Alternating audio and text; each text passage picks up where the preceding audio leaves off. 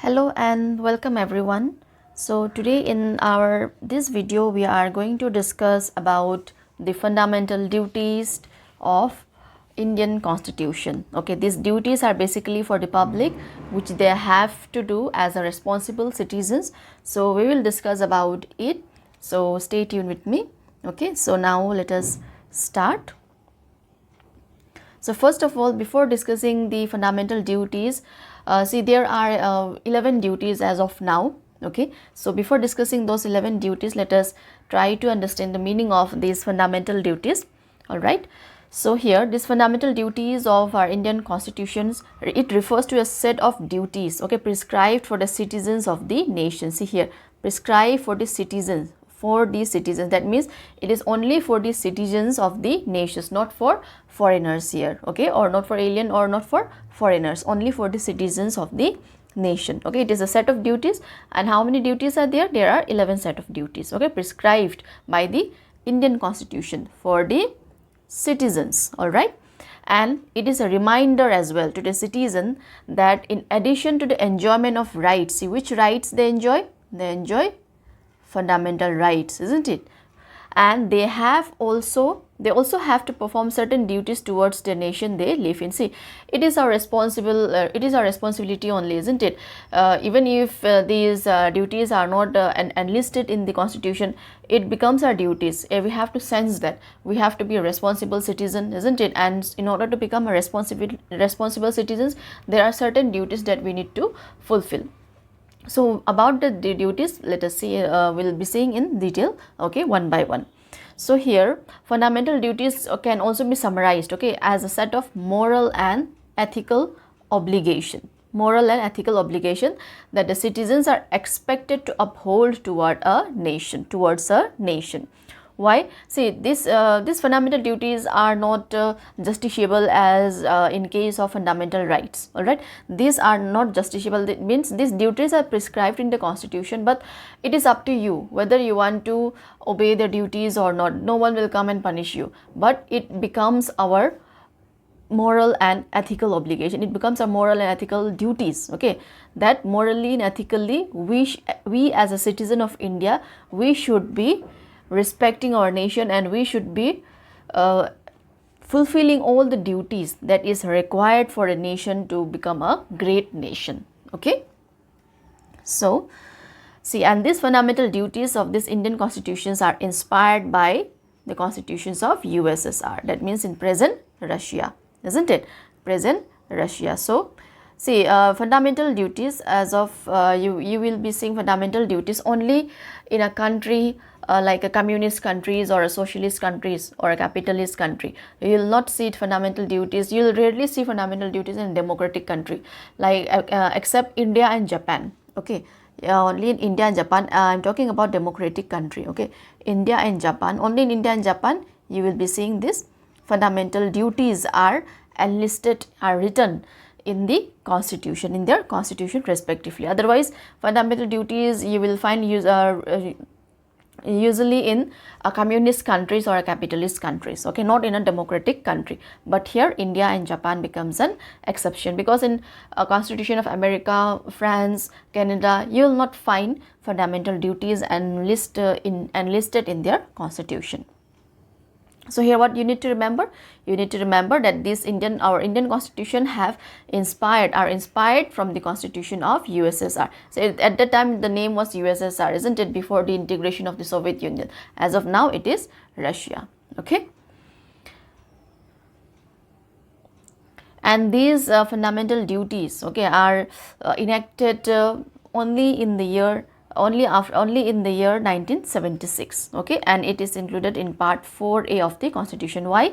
Because originally when India became independence in the year 1947, after that when the constitutional framers, the writers of the constitution, they started writing the constitution of India, and it took them around almost 3 years to complete the constitution of India. Okay, and when this constitution of India was enacted in the year 1950, these fundamental duties, okay, these fundamental duties were not included at that time.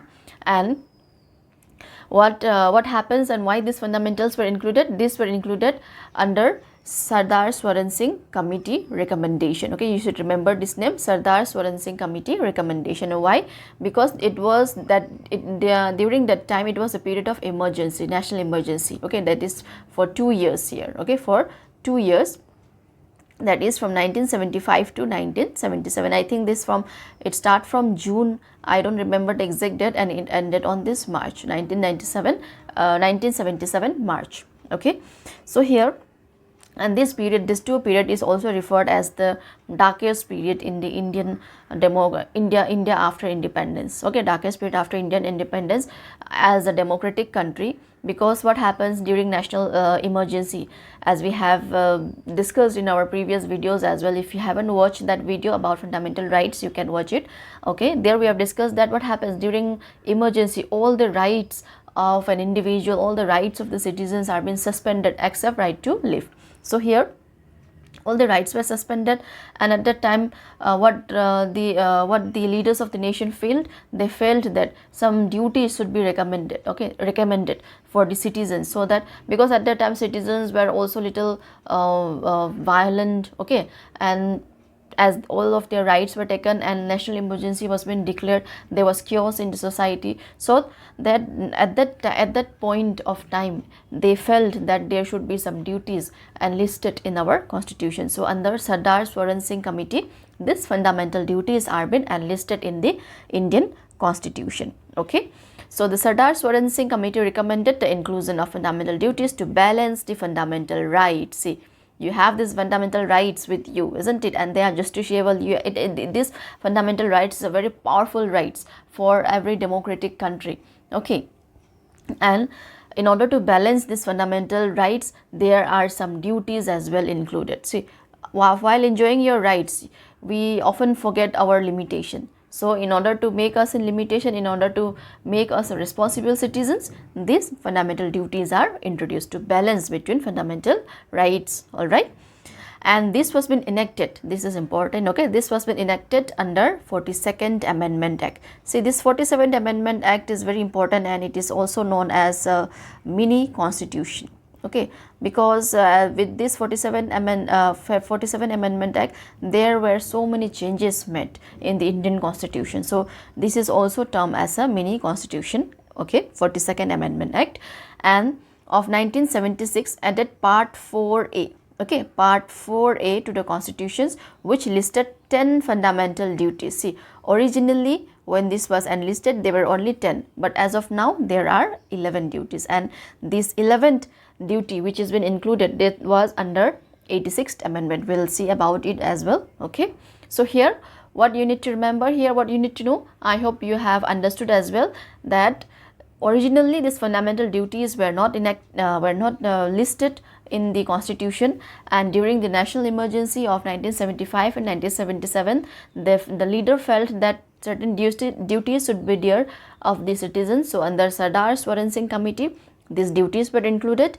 and it was under 42nd Amendment Act under Part 4A. See, Part 3 is your fundamental rights, Part 4 is your directive principle of state policy, and Part 4A, okay, is the fundamental duties. And under this chapter, only fundamental duties enlisted, and it is I can say it is the one of the most shortest chapter of the Indian Constitution as well. And there you will deal with only Article 51A. Okay, I hope you have understood. So, okay, key feature of this 42nd Amendment Act, this introduced the 10 fundamental duties under Article 51A. Alright, this is under Article 51A, and this is non-justiciable in nature. These fundamental rights are non-justiciable. What does it mean? They cannot be enforced by the court, but serve as a moral obligation. It is a moral obligation, but these are not justiciable by nature. And with the 86th Amendment Act, this was in the year 2002, okay, this added the 11th duty, making it mandatory for parents to provide opportunity of education to the children age 6 to 14 years of age. With this 11th, say it becomes mandatory to the guardians or parents, okay, to provide opportunity to give education to their children at least from the age, at least till the age of 14 years. And this education is being provided freely by the government, isn't it? By the government institution, it has been provided freely, and these are been enlisted in the fundamental rights as well under Article 21A. Okay, so this right to education is there, and these educations are provided for free by the government. So it becomes the duty of the parents to send their children to the school as well. Okay, so this was this 11th fundamental right was included under which Amendment Act? 86th Amendment Act. Okay, Constitutional Amendment Act. Okay, so now let us see the 11 fundamental rights, sorry, not rights, duties enlisted in the Constitution of India. So this is, as all of us have know, that it is included under Article 51A. Okay, this is enlisted under Article 51A, and it is included in Part 4A of the Constitution. So it provides 11 fundamental duties, and let us say the first duty is, what is the first duty? To abide by the Constitution and respect its ideal and institution, the national flag and national anthem.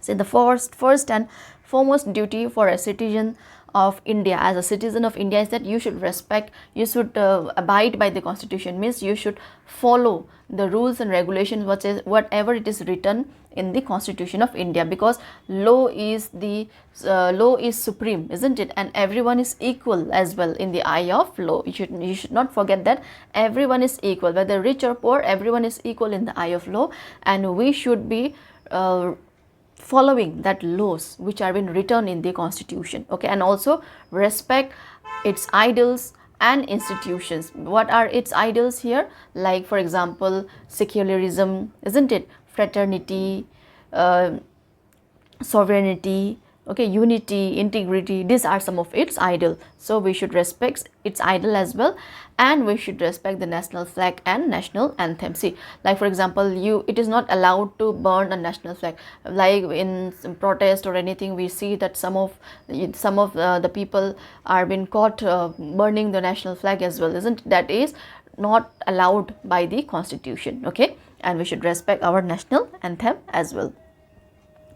To cherish a second, that was the first point. Okay, the second duty, to cherish and follow the noble ideas that inspired the national struggle for freedom. See, India have been ruled by the Britishers for around 200 years, isn't it?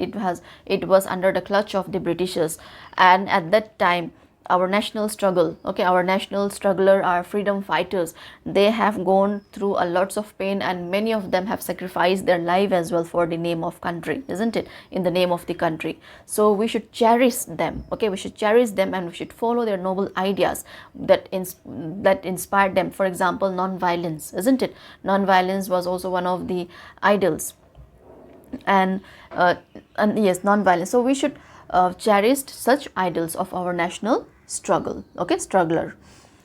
And that is the second duty. The third duty is to uphold and protect the sovereignty, unity and integrity of India. So what is our third duty? To protect our sovereignty. So India is a sovereign country. What does that mean? That means if India wanted to take any decision, it can take by its own. No external affairs will come there. Okay, no external force will force India to take any decision according to them. India can take decision on her own basis. Okay, that means India is a sovereign country. So we should uphold and protect this sovereignty, because it is very important for a country to be sovereign. Otherwise what will happen? See, sovereign means, in a way we can say, independent nation. As India is an independent nation, we should protect this independency. And unity is very important. As India is a diverse country, we should always maintain unity. Otherwise what happened? Like the Britishers have played the game of divide and rule. So that game will again be played. So here what we should think, that we should think every one of us are equal, and we should unite. Okay, and we should protect the integrity of our country. So I hope these three duties are clear. Let us move to fourth duty. Okay, to defend the country, and render national service when called upon to do so. See, this is also very important.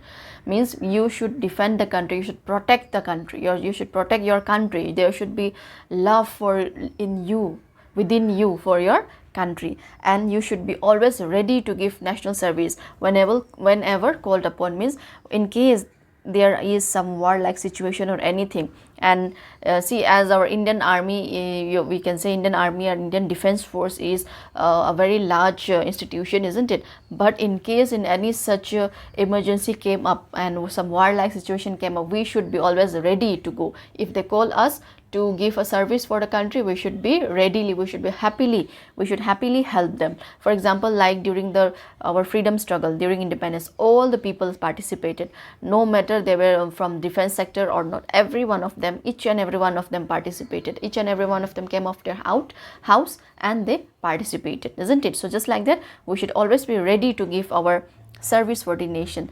Like for example, there are some countries, for example, I can remember now Israel. So there is minimum 2 years of military service by each and every one, isn't it? By the young, especially by the youth, there is some definite age. I don't remember the age as of now. So it is compulsory for them. In Korea also, isn't it? In Korea also it is compulsory for everyone to be in the military for it. It depends upon the country whether for 2 years or for 3 years. So but in case of our countries, no such rules is there, no such compulsion is there, but we should always be ready to give our service for the nation. So that was the fourth duty. The fifth duty, let us see, to promote harmony and the spirit of common brotherhood, that means fraternity, isn't it? We should consider everyone of us as our brother, isn't it? As a brotherhood means there should be a feeling of brotherhood, as you love your family very much, isn't it? Just like that, you should be loving all the people of our nation. There should be a feeling of common brotherhood, okay? And transcending religious, linguistic and regional or sectional diversities, means we should not discriminate anyone on the basis of religion, on the basis of language, as India is a diverse country. More than 1600 languages are spoken there, isn't it? Major religions are there, and regional from the place where they have come, isn't it? Or sectional diversities, and to renounce practice derogatory to the dignity of women. Especially we should always respect women, because women have witnesses so much of pain, okay, and discrimination in their past life. So what is our duty now? We should not discriminate against anyone, okay, against anyone on the basis of religious, language or their regional or whatever sector, whatever section they are from. And also we should always try to respect the dignity of a woman. So that is our fifth duty. Now let us see our sixth duty, to value and preserve the rich heritage of the country's composite culture. See, as I have told you, India is a diverse country and you will find so many culture over there, isn't it? So many culture are being practiced in each and every state of India. You will find a different culture. So we should always value, okay, we should always value and preserve our rich heritage of the country, okay? It is our duty. Next duty, to protect and improve the natural environment. This is very important on our present context. Say, as there is a climatic change and there is a global warming, isn't it? Because of lesser trees are there every year, so many trees are cut down. So what comes under here? It becomes our duty to plant more and more trees. If you cut one tree, there is a concept, there is a saying, isn't it? If you cut one tree, you have to plant 10 more trees or 20 more trees, isn't it? So it is our duty, okay, to protect and improve the natural environment, including forest, lakes, rivers and wildlife, and to have a compassion for living creature. So it becomes our duty, okay, to protect our forest and by our lakes as well as river and wildlife as well, and also to have a compassion for living creatures. See here, compassion for living creature means we should have a soft corner for them, okay, soft corner in the sense that for example, during a hot and summer days, you should always keep water outside in your balcony or outside your home for the living creature, for example, for birds and all, for pigeons and all, so that they can come and drink it, because that becomes your duty, okay, it is your duty. And it gives us a sense of happiness as well, isn't it? By providing them some foods as well. For example, if you see some street dogs who are very thin and like roaming around, you can always provide them minimum food, or you can buy one biscuit and you can give them. So that is also included in our duty, to have a compassion for living creatures. So that means you should have a soft corner for our living creatures as well, Okay, so that was our 7th duty. Next we have the 8th one duty is to develop a scientific temper, humanism, and a spirit of inquiry and reform. So this is a very important duty. So it's the scientific temper. See, what does this mean? That means we should not always believe in superstitious, or we should not believe any misconceptions or any such things which does not give any reason, okay, which does not give any scientific temper. Means scientifically we should be seeing. It doesn't mean that you should forget whatever you believe, but you should be inquiring about it, okay. You should not blindly follow whatever others say. You should question them. This spirit of inquiry, you should question them, and you should know why you are doing that particular thing, all right. And only then you can bring reform in the society. Reform means change, isn't it? It means change. So it is your duty to bring change in the society as well, because change is reform is such thing that comes in a society. Like for example, if you see a society before 10 years, it is not same as it is, isn't it? Now you will see lots of development. It is there, especially in the sector of IT sector. Yes or no, isn't it? So you should always have that spirit of change as well within you, okay. Like, I'll become educated and bring this change in the sense of good way, okay, in a good way. So, and for that, what you should do, you should always have a scientific temper and humanism, all right. And humanism as well means you have to respect others, other human, and there should be sense of humanism within you. Means you should help others whenever required, without without thinking that okay, they are from the different religion, or they are from the different section or section group of people. Whatever you do, you should question yourself, okay. When you should not follow blindly any misconception, you should question yourself, you should have a proof, and you should bring a change within that. That is your fundamental duty. The next duty that we have is to safeguard public property and to abjure violence. To safeguard public property. Safeguard public property, that means, see, this is a very important duty, okay, because whenever there is some protest or any dharna, or not dharna, in case any protest, violence protest which is going on in the state, we commonly witness they used to burn public properties, they used to destroy public properties, like for example, burning of public transport, isn't it? Why you are doing that? You are burning your own property. Public property means your property, because in order to go from one place to another place, you will be needing that public transport only. So we should not do like that. We should safeguard this public property as thinking that it is our property, and we should always say no to violence. Abjure violence means we should always say no to violence, okay. So that is also our duty. So next duty we have to strive towards excellence in all sphere of individual and collective activities, so that nation constantly rises to higher level of endeavor and achievements. Okay, see, this is our 10th duty, that we should always make ourselves very excellent in all sphere, isn't it? There should be development of individual. In case there is a development of citizens, then the nation will develop. That means if the citizens of a country are qualitatively very high, not only quantitatively, okay, qualitatively very high, then what will happen, that citizen will take the country into next level, isn't it? They will make that country a developed country, or they will give a hands towards developing of the country. So we should always makes ourselves very excellent in all sphere, so that we can collectively, okay, we should collectively contribute towards the rise, okay, towards the rise of our nation, all right. And whenever there is some achievement of an Indian in a foreign country, or if any foreign country recognizes India, that becomes a very proud moment for us, isn't it? So we should always take our country to the next level. That is also our fundamental duties, and that is we should not become ignorant. We should be educated. We should have a scientific temperament, isn't it? We should be able to questions the questions, whatever it is been told to us. We should not blindly follow anything, okay. We should make ourselves very developed. Only then the nation will develop. So this with this we'll see the last duty that we have, that is See, this has been added by the 86th amendment, okay, and this is to provide education, okay, to children or what, between the age of 6 and 14. 6 and 14 means, see, under an this has been changed, this change was been added, okay, this was been added under 86th Constitutional Amendment Act, and it becomes the guardian's responsibility, okay, the parents' responsibility to provide their children education between the age of 6 to 14. And see, these elementary educations are freely provided by the government, as I have already told you also in our starting session here.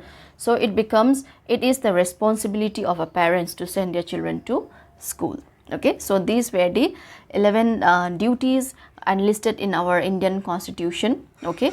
So with that, we will see some of its importance and scope as well, okay. So I hope you have got the idea about fundamental duties. So this will only be a kind of revision only, okay. So here, fundamental duties aims to promote a sense of responsibility. See, this is all it was talking about, isn't it? Discipline. It makes discipline and commitment among citizens towards the nation.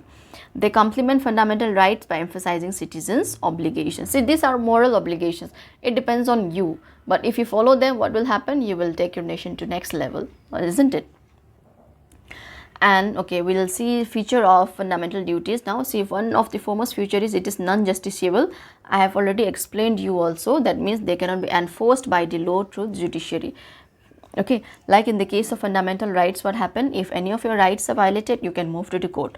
That means they are justiciable. But here it is non-justiciable. Okay, that means you cannot move to the court if you find any one of them not obeying fundamental duties. All right. It depends on them. These are non-justiciable. It only serves as a moral obligation and a guiding principle for the citizen. Okay, before we continue, you don't forget to subscribe my channel as well, okay, and support me so that I can bring more videos. Okay, the second feature, scope of applicability. Okay, scope for applicability means these are confined only to the citizens, not to the foreigners. These are not extended to foreigners. These are only for the citizens, not for foreigners. Okay, and this has been derived from various sources. For example, the first is from Soviet Union, USSR, Russia in the present day, okay, and the thoughts of Mahatma Gandhi and Sardar Swaran Singh committee, isn't it, another constitutional expert. And this is the blend, this fundamental duties is a blend of national and international values. And these duties provides us guide, okay, it provides us guidance, and it also enhance the behavior and conduct of citizens and serve as a moral compass for shaping responsible and law-abiding society.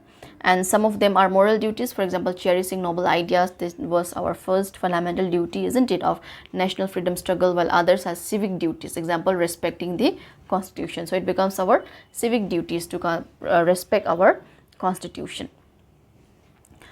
So I hope you have understood fundamental duties very clearly, okay, and thank you for watching.